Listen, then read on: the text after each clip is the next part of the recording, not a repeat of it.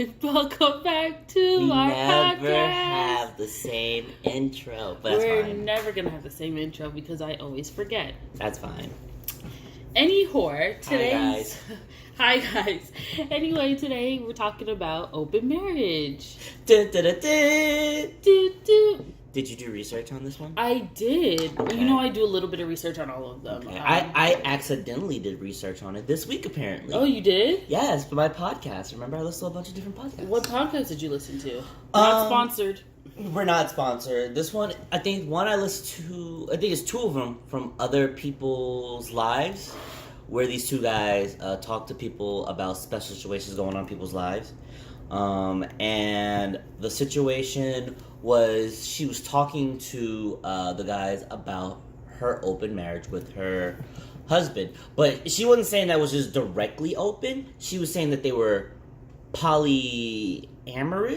Okay. Which is different than polygamy and different than a regular relationship. What does polyamorous mean? Polyamorous is basically saying that, yes, like I'll use this as an example. Like, if we were a polyamorous couple, right? Mm-hmm. It would be me and you. Mm-hmm. Me and you are the core of it, right? Mm-hmm. But outside of us, we can date and do whatever else we want to do with other people, right? Mm-hmm. But you're only married to one person. But you're only married to one person. Okay. Correct. But in her eyes, she was saying that the reason why she's fine with it the way it is because she's like, her husband is so cool and so awesome. He brings joy to her life that it brings her joy to see him bring joy to other people's lives that way. And and the weird thing about it was he was he was raised Catholic. So, you know, low-key, his parents don't know about it because, you know, they're Catholic. And he wasn't really for it in the beginning. But, you know, he loves her and he's like, yeah, I'm down for whatever. Watch the podcast if you want to get more information because we can't, like, tell them exactly what it was about. Even though that sounds hella interesting, you can tell me later. Okay. But the research that I did on it, I just did a basic, does it work, people that's been in it, how is it, all that stuff. And a lot of the celebrities, quote unquote, that they said have open marriages, once I click onto the links and stuff, and you know, like, you can't just look at one source, you have to look at a bunch of them, and it's disproven. So I'm like, if these are people that blogs were saying were in open marriages, but they really weren't. And they had to disprove it all the time. And I'm like, okay, that's weird. So there's no real public celebrity that is in an open marriage. So then I'm like, all right, let me look at regular ass people because I can't find anyone. They spoke about that on the podcast also. Yeah, so I was looking at it, and it's kind of half and half. Some people are like, it works great, blah, blah, blah. And then other people are like, never do this. And then I looked at the amount of divorces for open marriages, and it's 95%. Isn't that crazy? That's more than regular marriages, because regular marriages are 50%. But a thing the girl pointed out in the podcast, which I know I keep referencing to it, but that's apparently my main source, is that she said a lot of people, because she's like, she doesn't believe in monogamous relationships, period. Like, even if her husband was like, I only want monogamous relationship, then they probably wouldn't be together. But she said that most people in monogamous relationships, when they start going through a rough patch or get bored with the other person, decide to want to open their relationship. But that's just like getting married because you're bored, you know?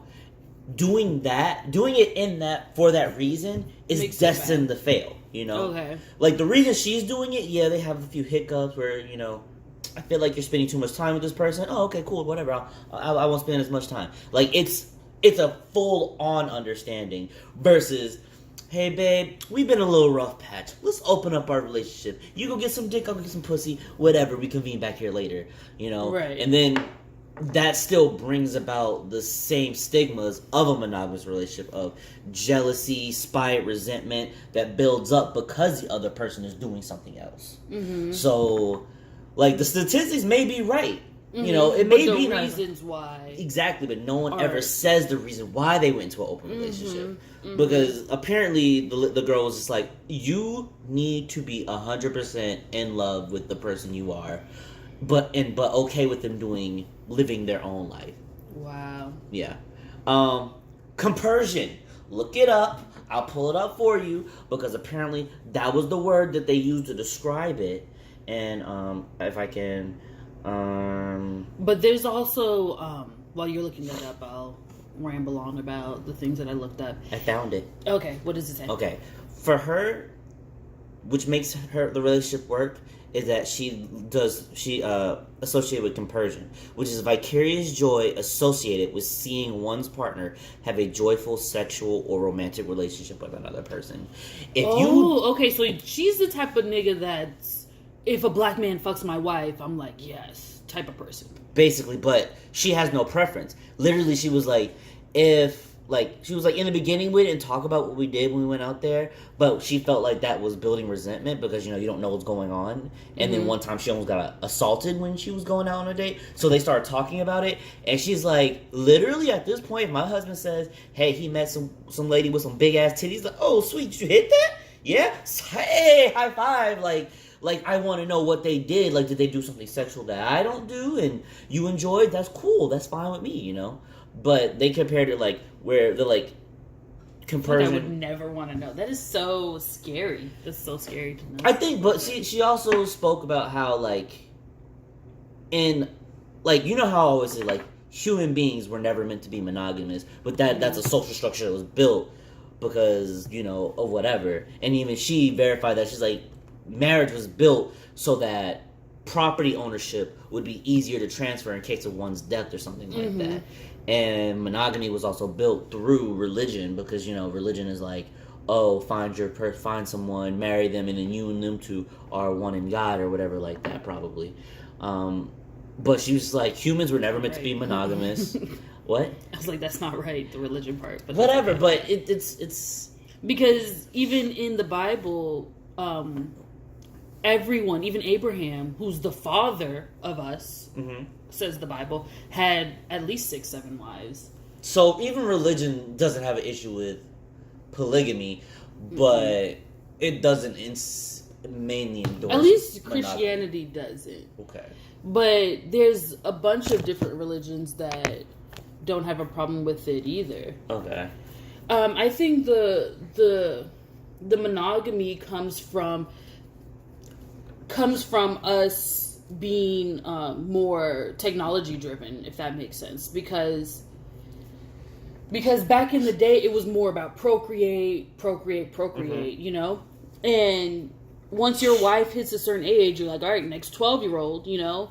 Creepy. And yeah, I mean, that's what I'm saying, because for us to be like, oh, that's not how we were supposed to be. I mean, we're never supposed to sit at a table and eat dinner like that. That's not how we were originally made. But now that we're more advanced, it's become a social structure created by us advancing. Exactly. So it's just like, we don't need to do that because now we have more information too. You know that sexual transmitted diseases are a thing now. We know, you know what I mean? Like, there's so much more that we do now to protect ourselves health-wise as well. So then, what's your opinion on the world slowly progressing towards more polyamorous relationsps? I think, in my mind, we're going to go all the way back. Like, we're gonna reach our technology peak, and then we're gonna become cavemen again. Like, it's just gonna... But we're gonna be cavemen with technology, though. Yeah, but the technology that we have is gonna seem... antiquated by then. Right. Just like the pyramids, them creating that, I'm sure they had some type of mental... not technology, but some type of mental understanding on how things are built like that. You know what I mean? Because we can't build something like that right now. Right. Or, like, just a lot of stuff. Even those maze thingies that they didn't even notice until you were, like, 50 or 100 feet in the air or on a helicopter. I think it's in the Mayan, what's it called? Snake thingies? Right. And it's just like, how did they create that without a bird's eye view? Right. And it's just like, they had some type of technology or mental thing that they knew. You know, I feel like they were more in the present, which is why they were able to build things like that. Like they set their mind on. I think they had a technology goal. peak where people had that type of understanding, and I'm sure we're gonna hit that as well. And it's gonna have to do with phones, you know, and they're gonna be like, how did the caveman have these type of things that, oh, this is how they communicated with each other, you know what I mean? It's gonna be, well, the way you're saying it makes me feel like they started as cavemen using rocks, and their technological peak was chariots and building pyramids, right? And then that was their peak, but they stayed there. But over the years, it just felt like they fell off until the next thing, like the next build up or something. The next thing built up, and then it's like, oh, we made it to planes or automobiles, right? And then that started to fall off, and it came back and, oh, now we have jets and fighter tanks and, you know, cars that go 100 miles an hour, and that's falling off. And now we're going to be phones and crazy technological shit, and that's going to fall off. But it's never a thing where it's like we're going to lose all the knowledge all at once. Yeah, I don't think because so. The pyramids did start during that time. Granted, pyramids was like the peak of creation, which I like how we got off the topic of what we were talking about. No, I mean it kind of makes sense because we're talking. Well, not really. We did get off topic, but I think that's the whole thing about open marriages. I think. So you think before that no one used to blink an eye. Before it was regular. If you was only fucking one girl, what's wrong? They with would you? look at you like, what, you don't want your bloodline to proliferate? Exactly. What's wrong with you? But then at the same time, they were fucking 12-year-olds. So we don't do that. Like now, that seems crazy, you know. And I think we're gonna reach a point like that. What was it, the 2000, where people were like, if you have more, not even before that, if you had more than one wife, or if you had more than one relationship, if you got divorced and married again, people were like, what the hell is wrong with you? But now people getting divorced left and right. They're like, oh, that's just regular life shit. It's just regular now. So, but I feel like that's just the way life progresses, you know, like that hill of reaching the peak and then it falls off. And things that we think are fashionable, that's just anything. Anything goes with the trends of of today, you know? Yeah. But last thing about the podcast, she did say open relationships are not for everybody. I know for a fact it's not for everybody. Like, you have to be a special type of someone to be in an open relationship. Because just imagining you with someone else makes me upset. Like, I can't, that doesn't make, oh, you're making someone else happy. No, fuck that bitch. Like, I don't find joy in that. Like, I feel like I would be stressed out 24/7. No, that makes sense. How about you? I want to get your opinion before we end it. I already told you, if you find a nigga with a micro penis, you can go for it. But outside of that, nah, fuck that. All right, guys. Ending on micro penis. Bye. Bye.